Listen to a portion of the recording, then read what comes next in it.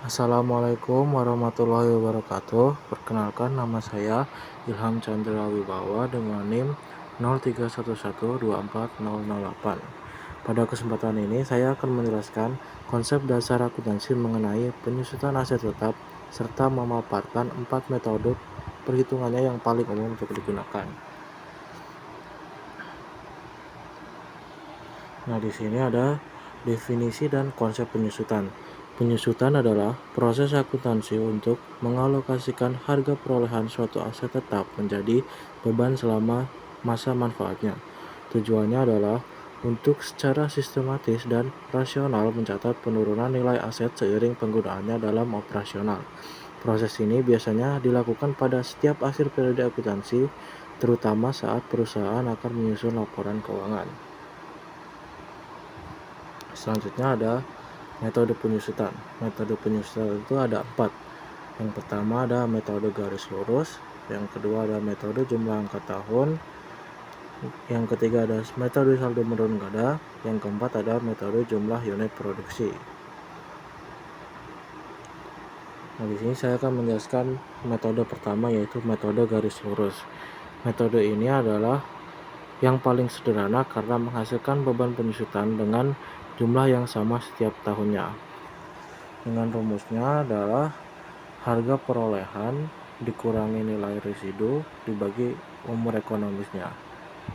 Sebagai contoh, sebuah mesin dengan harga perolehan 330 juta, nilai residu 30 juta, dan umur ekonomisnya 5 tahun.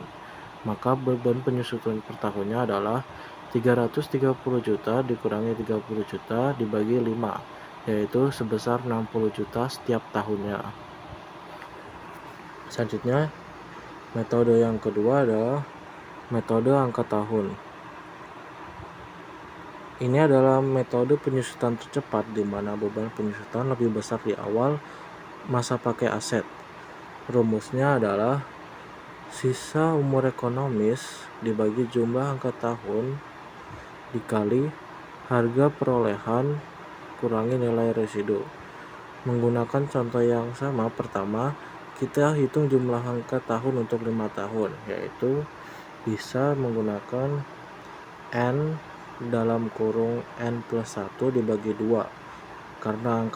Karena umur ekonomisnya 5 tahun, maka 5 dalam kurung 5 tambah 1 dibagi 2 sama dengan hasilnya adalah 15.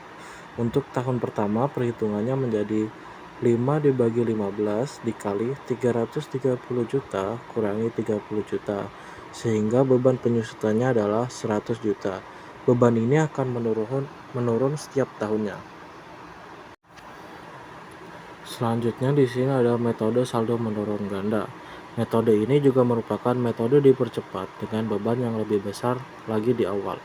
Penyusutan dihitung dengan rumus 2 kali 100% dibagi umur ekonomis.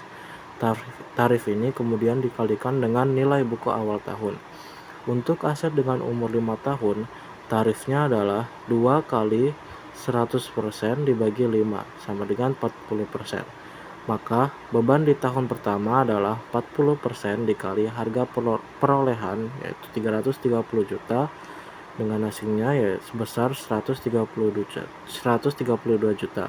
Untuk tahun berikutnya 40% akan dikalikan dengan nilai buku yang tersisa. Selanjutnya, metode unit produksi. Metode terakhir ini mendasarkan penyusutan pada penggunaan atau output aset, bukan pada waktu.